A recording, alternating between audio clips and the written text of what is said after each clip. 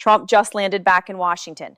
No deal, no breakthrough, no answers. He flew all the way to China, to the one country with enough influence over Tehran to potentially end this war, and came back with nothing that Iran hadn't already heard before. And now, sitting somewhere between a stalled diplomatic track and a military option that keeps getting floated inside the Pentagon, the most powerful man on earth has to make a decision. A decision that could reshape oil markets, redraw alliances, and determine whether this conflict stays contained or doesn't. The clock is running. The strait is still closed. Gas is still climbing. And nobody, not even the people inside the White House, knows exactly what comes next. Here's where we are right now. The United States has been at war with Iran. It has stretched well past the 6 weeks Trump initially projected it would last. The Strait of Hormuz, one of the most strategically critical waterways on the planet, through which roughly 20% of the world's oil supply flows, remains closed under Iranian pressure. American gas prices have crossed $4.50 a gallon on average. Inflation is accelerating. And a president who staked enormous political capital on a fast resolution is now staring at a conflict that has refused to cooperate with his timeline. This week, Trump traveled to China. The hope inside the administration was real. Beijing has deep economic and political ties to Tehran, and if Xi Jinping could apply enough pressure or broker enough trust, maybe Iran would move. Maybe there was a deal to be found through the back channel that diplomats hadn't cracked through the front door. He came back Friday with nothing new. Xi reportedly told Trump he'd like the strait reopened and agreed Iran shouldn't develop a nuclear weapon. Trump acknowledged this in an interview with Fox News' Bret Baier on the flight home. But here's the thing. Those weren't new positions. China had already said both of those things before the trip. So what changed? That's the question nobody in Washington can fully answer right now. If you want fast, fact-based coverage of this story without the noise, subscribe now, because the next 48 to 72 hours on this could move very quickly. Let's walk through exactly what we know in sequence. Trump has been waging a military campaign against Iran. The stated goal from day one was preventing Tehran from developing a nuclear weapon. Trump announced a ceasefire in April, but according to CNN's reporting, Iran hasn't meaningfully shifted its negotiating position since that announcement.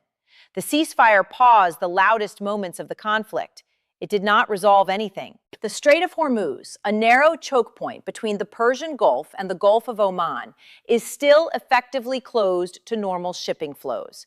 Iran has the geographic ability to significantly disrupt traffic through that strait, and it has been doing exactly that. Every barrel of oil that can't move freely through there drives prices higher. Every week it stays closed is another week of pressure on the American consumer. Trump grew increasingly frustrated with diplomatic efforts to end the war with Iran, and administration officials were closely watching whether the president's trip to China would yield a significant breakthrough. Several officials said they had wanted to wait for the outcome of those talks before deciding a path forward. The talks happened. Trump landed stateside Friday with seemingly no progress to report. Speaking to reporters on his journey back to Washington, the president claimed Xi Jinping said he would like the Strait of Hormuz to be reopened and that he agrees Iran should not develop a nuclear weapon. But those were statements China had made previously. He would like to see it end. He would like to help. If he wants to help, that's great, but we don't need help, Trump told Fox News' Bret Baier about his Chinese counterpart in an interview airing Friday. That quote is worth sitting with for a moment. We don't need help. From a president who just flew to Beijing specifically hoping for help. That's not a small contradiction. Meanwhile, inside the administration, there have been differing views about how to proceed. Some, including officials in the Pentagon, have argued for a more aggressive approach, including targeted strikes, that they hope would further pressure Iran into compromising. Others have argued for a continued focus on diplomacy. Trump himself has leaned into this approach in recent weeks in hopes that the combination of direct negotiations and economic pressure would convince Iran to strike a deal. But the diplomatic track has its own problem. Tehran hasn't moved much in its terms for a deal since Trump announced a ceasefire in April. Trump was asked about the latest Iranian proposal on Air Force One. His response? Well, I looked at it, and if I don't like the first sentence, I just throw it away. And then Friday morning, still in China, Trump posted on Truth Social. The military campaign against Iran, he wrote, is, quote, to be continued. What does that mean? Rhetorically charged post from a president who uses social media as both policy tool and pressure valve? Or an actual signal that the military option is back on the table? Nobody has clarified that yet. And that ambiguity itself is doing something. It's keeping every stakeholder in this equation, from Tehran to Riyadh to Beijing, guessing. Trump said China was willing to help, then said he doesn't need help, and then hinted his military campaign isn't over. 3 statements in one day, pointed in 3 different directions. To understand why this particular moment matters, you have to zoom out and think about the geometry of what's happening here. The Strait of Hormuz is not just an economic pressure point. It is one of the most consequential maritime choke points ever identified. Historically, roughly 1/5 of all globally traded oil has passed through that narrow stretch of water. When it is disrupted, even partially, the economic shockwave moves fast and wide. It doesn't stay in the Middle East. It reaches gas stations in suburban America, shipping costs in Europe, energy calculations in Asia. Iran knows this. It has known this for decades. And the ability to credibly threaten that strait is one of Tehran's most powerful strategic cards. Right now, it is playing that card. U.S. gas prices have topped $4.50 a gallon on average and are likely to rise higher as Iran maintains its grip on the strait. Inflation is picking up at a concerning pace, exceeding Americans' wage gains in April for the first time in 3 years. That last number is worth absorbing. Inflation exceeding wage growth for the first time in 3 years. That's not an abstract economic indicator. That's millions of households watching their purchasing power slip backward. That is a political emergency dressed in economic language. There's rising urgency within Trump's orbit to find a way out of the conflict as time ticks toward the midterm elections. The war has taken a significant toll on the president's approval rating as voters feel the economic squeeze, and Republicans are anxious that they'll suffer the consequences come November. Do you think this situation can be resolved through diplomacy before the midterms, or has the window already closed? Drop your answer in the comments. I want to know what you think. Now, here's where China comes back into the picture, because Beijing's role in this is more complicated than it appears. China and Iran have a substantial economic relationship. China has been one of Iran's largest oil customers for years, buying Iranian crude under terms that help Tehran survive international sanctions. China is not a neutral party. It has strategic interests in keeping Iran economically functional. But it also has interests in global energy stability, in trade routes that run through that same strait, and in not being seen as a country that enables a protracted war. So Xi's position, let's reopen the strait, Iran shouldn't have nukes, sounds reasonable on the surface. But if Beijing actually had the leverage and the will to deliver a different Iranian posture, we'd likely have seen some sign of it by now. The fact that Trump came back empty-handed suggests one of 2 things. Either China's real leverage over Iran is more limited than Washington hoped, or Beijing chose not to fully deploy it. Either conclusion is significant. Here's what most coverage is missing. Trump publicly said he doesn't think about Americans' financial situation at all. That quote, made earlier this week to reporters, was not walked back. It was doubled down on. That's a perfect statement. I'd make it again, he told Fox's Bear. But inside his own circle, one of his advisors told CNN something completely different. When I'm driving down the street and see $5 gas, that scares the hell out of me. That gap between the public posture of a president unconcerned with the domestic economic toll and a private advisor deeply alarmed by it tells you more about the real internal temperature of this White House than any official statement. They know. They're scared. They just can't say it out loud. Let's talk about what this war and this stall actually feels like outside Washington. There are roughly 130 million households in the United States. The majority of them own at least one vehicle. For most of those households, gas is not a discretionary expense. You need it to get to work, to drop kids at school, to get groceries, to handle the 10,000 ordinary logistics of daily life that only become visible when they get more expensive. $4.50 a gallon has already changed behavior. People across the country have been quietly reshuffling their budgets, cutting back on discretionary spending, delaying purchases, holding off on travel. The adjustment happens without fanfare. Nobody calls a press conference to announce they've stopped ordering takeout twice a week or skipped a weekend trip. But it accumulates. Across millions of households, those individual adjustments add up to something that gets measured in consumer confidence data and retail numbers, and eventually, election results. The broader stock market is largely holding on to its gains, but corporate leaders have grown more insistent behind the scenes as they press Trump and his advisors to find a resolution. They just want the war over, said one Trump advisor who recently spoke with Wall Street executives, characterizing the overarching message as, "Just hurry up." That's the business community. Just hurry up. That's not a nuanced strategic recommendation. That's the sound of boardrooms watching the clock and calculating what another month of this costs them. And it's not just fuel. The Strait of Hormuz is a shipping corridor. When it's disrupted, the cost of moving goods, all kinds of goods, goes up. Those costs land somewhere. They land in the supply chains of companies, and those companies pass them on. Inflation doesn't need dramatic spikes to do real damage. It can grind. It can wear people down slowly, month after month, dollar by dollar. Trump has frequently downplayed the domestic impact of the war, insisting that he expected conditions to be far worse than they are. But the people around him, speaking privately, tell a different story. They're trying to figure out a way, but this is not going to go on much longer. By hook or by crook, they're going to get the strait open. They have to get it open. By hook or by crook.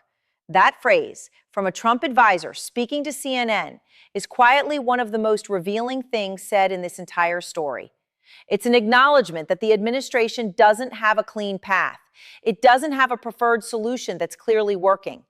What it has is a deadline, political, economic, electoral, and a determination to find some exit from this situation before that deadline hits.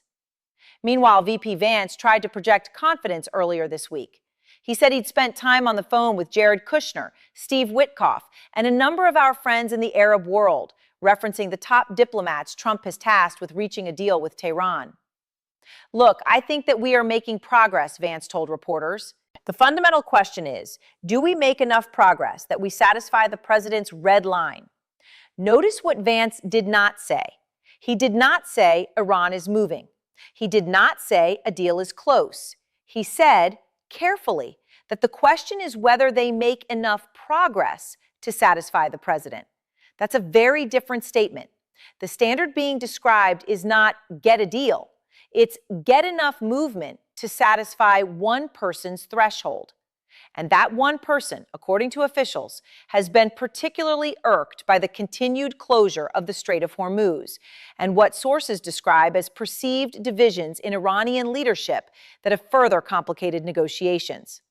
Iran's latest response to the U.S. proposal and its rhetoric in recent days has led many officials to question Tehran's commitment to a serious deal. There are real people inside Iran navigating this too. A population living under sanctions that have tightened with the conflict, under a government that is projecting defiance while dealing with its own internal fractures. Tehran's leadership is not monolithic. The hardliners and the pragmatists are not speaking with one voice.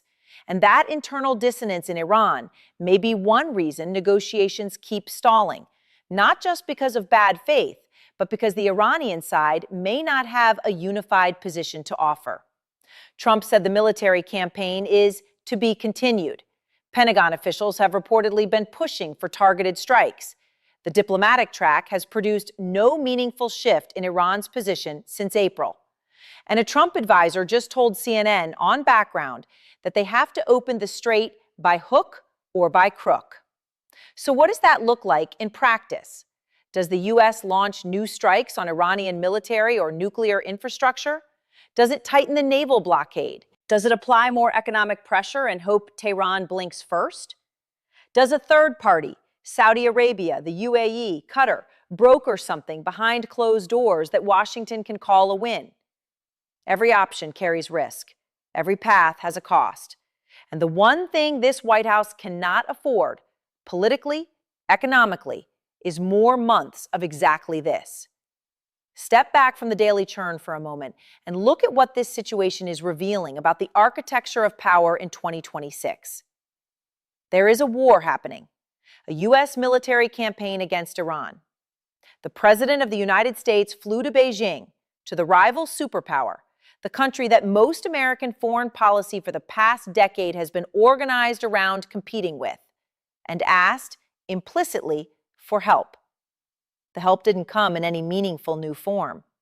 And now Washington is trying to find an exit from a conflict that has grown more complicated than the original calculus suggested. Former U.S. Ambassador to NATO, Ivo Daalder, put it plainly.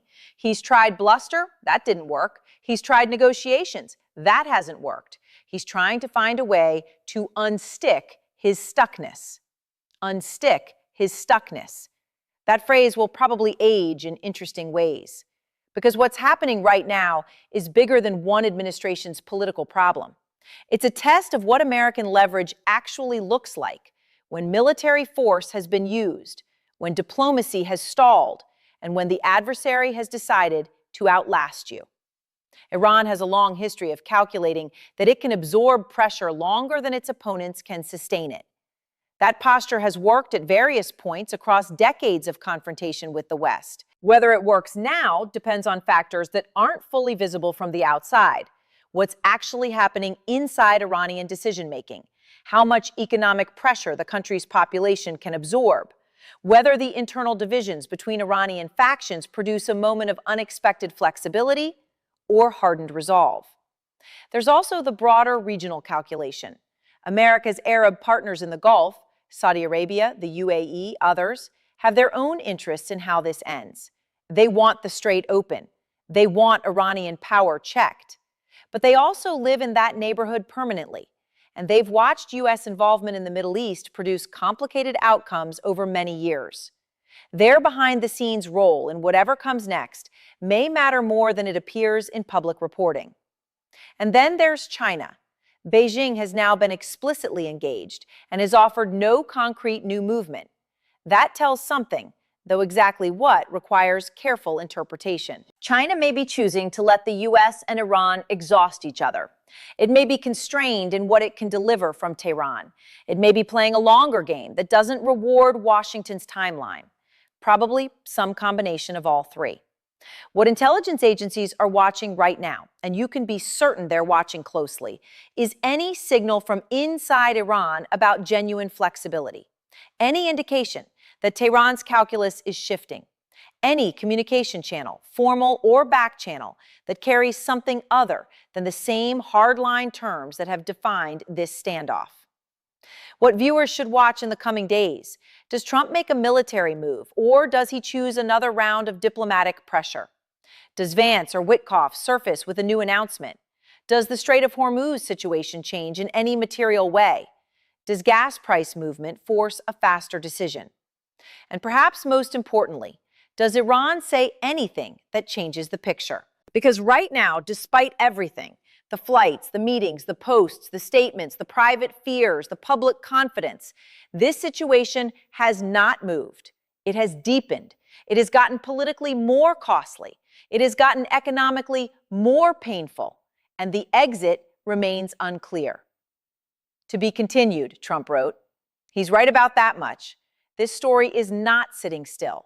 The next 72 hours could bring a military decision, a diplomatic breakthrough, a market reaction, or another round of ambiguous signals from a White House that is clearly running out of patience with a war that refuses to end on its schedule.